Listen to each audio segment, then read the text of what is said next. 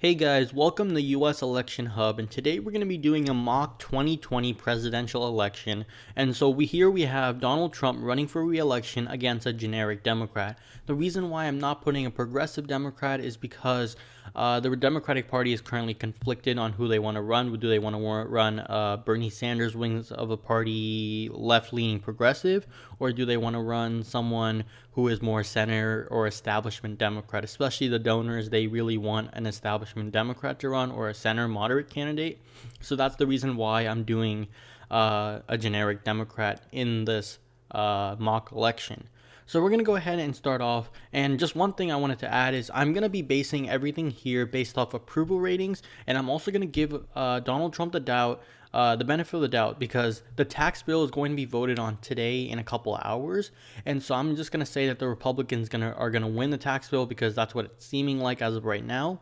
And if that does happen, it will add to Donald Trump's approval ratings. It would mean that he's actually getting stuff done, and that other states that are voted for Donald Trump would actually, be happy with some progress in the administration compared to what's been happening for the last year, where there hasn't been much progress in Congress, and especially in partisanship.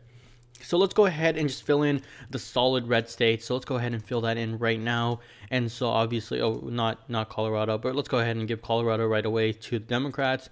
Chances are Donald Trump's not going to win that. Arizona, we're also going to go ahead and give that to Donald Trump. But let's go ahead and fill out the rest of the solid Republican states.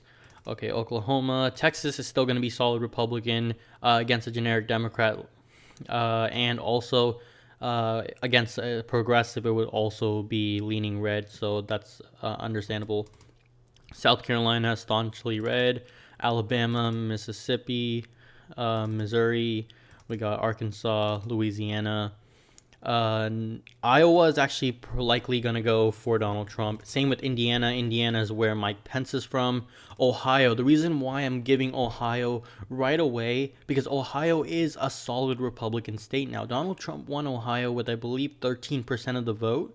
13% more votes than Hillary Clinton. And if you think about that, that means it's solidly Republican. States like the Rust Belt, where he only won by like 1 percentage point, is very, very close. But states like Ohio does seem like it's going to become a solid Republican state for the near future. So let's go ahead and add in some of the Democratic states now. So we have the generic Democratic states. So let's go ahead and fix that. There we go. New Mexico, the Latino turnout is probably going to keep that at blue. If we have a good Latino Republican that would run, then obviously New Mexico could flip, but not in Donald Trump's reelection. Chances are no. Let me also fill in the rest of the red. Kentucky, Tennessee, solid Republican states. Georgia, it won't become competitive till 2024, although it is starting to lean further and further left. It's trending blue. But the thing is, that won't happen really till 2024. New York, obviously, blue. All these East Coast states are blue, of course. Washington, D.C. will remain blue. It's always been like that, so chances are it's not going to flip, because it really hasn't flipped in history. New Jersey, going to be blue. Maine, I'm going to leave empty now. Vermont, of course, Bernie Sanders' home state, that's going to be blue. So now let's go ahead and look at the map. Right now, as you guys can see, Donald Trump is at the advantage. And I'll just go ahead and take out Iowa just for you guys to understand what's going on here. And I'll even take out Arizona. And I almost forgot about Hawaii here. Hawaii's blue, and then Alaska's staunchly red. So here is the map, guys, and this is basically what both the Democrats and the Republicans have to win, these states right here. And so let's go ahead and take a look at some of the approval ratings. Michigan approval ratings are down, and Donald Trump only won the state of Michigan by 11,000 votes. And Michigan was one of those states where it was a massive flip. This was totally unexpected. It's actually much more reasonable to assume Wisconsin and Pennsylvania could be Republican-leaning states, but for Michigan to be Republican-leaning was a staunch surprise for the Democrats. And I think the Democrats are going to flip the state back in 2020, and so Michigan will return blue. Now, you probably think, because Michigan went blue, that the Rust Belt will go blue again. I don't think that's true, and let me explain why. Wisconsin is the home state of Paul Ryan, the Speaker of the House, and it has a lot of Republican prominence. The state actually has been trending red And I actually do believe it's going to become a light Republican state in the near future, and eventually a solid Republican if the Republicans can manage to win it again. Same with Pennsylvania. Why? Because especially if I've given the benefit of doubt here and Donald Trump has passed the tax bill, hypothetically, we'll see what happens in the next couple of hours when I actually see the news. But otherwise, I'm giving the benefit of the doubt here, and that Donald Trump will retain these two Rust Belt states. And so if he does get these two, chances are he will absolutely win Iowa with a pretty good lead. Arizona, of course, this is a Latino turnout, but it's still pretty red, and I think Arizona has created a good record for itself, so I think Arizona will stay Republican. Now, Illinois, of course, I forgot to fill this one in. This one is pretty Democratic for the most part. Now, New Hampshire. Donald Trump lost New Hampshire by only 4,000 votes. That's how insignificant it was. And if you think about it, New Hampshire was won by Hillary Clinton, okay?